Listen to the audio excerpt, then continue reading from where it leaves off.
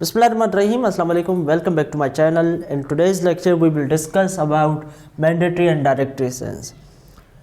जैसा कि आपको पता है कि हम क्या पढ़ रहे हैं, रूल्स ऑफ इंटरप्रिटेशन पढ़ रहे हैं। तो आज हम मैंडेटरी एंड डायरेक्ट सेंस को समझेंगे। मैं आपसे एक क्वेश्चन पूछता हूँ कि शल का क्या मतलब है। अब शल आप जनरली जब भी देखते हैं आप समझते हैं कि ये क्या है, मैंडेटरी है।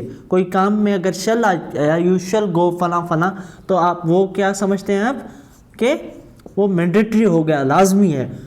और अगर मैं आ गया तो ये क्या है, डायरेक्टरी है, ठीक है। तो ये मैंडेटरी नहीं है, शल मैंडेटरी है। आप ऐसे ही समझ रहे हैं, लेकिन कानून में ऐसा नहीं है। कानून में कभी कभार शल को मे पढ़ा जाता है और मे को शल पढ़ा जाता है। कानून में शल को मे और मे को शल का कैसे पढ़ा जाता है, इस हवाले से एक जनरल रूल है, मैं आपको वो बता के इस लेक्चर को इख्तिताम करता हूँ। कानून में जिस एक्ट के हवाले से शल मेंशन्ड है, अगर वो एक्ट न किया जाए तो उसके कोई कॉन्सिक्वेंसेस कानून में मौजूद नहीं है, तो इस शल को मे पढ़ा जाएगा।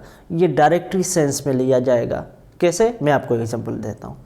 सेक्शन 5 रेंटेड प्रीमिसेस ऑर्डिनेंस, उसमें आप देखेंगे कि एग्रीमेंट के हवाले से ये लिखा हुआ है कि it shall be in writing, लेकिन ये shall be in writing directory sense है। ये मैंडेटरी नहीं है कि वो राइटिंग में हो, क्योंकि इसके कोई कॉन्सिक्वेंसेस मौजूद नहीं है।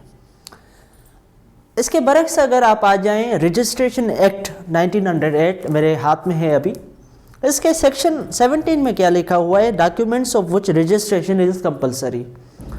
अब इसमें भी एक शल लिखा हुआ है कि द फॉलोइंग डॉक्यूमेंट्स, जो कि नीचे दिए गए हैं, शल बी रजिस्टर्ड।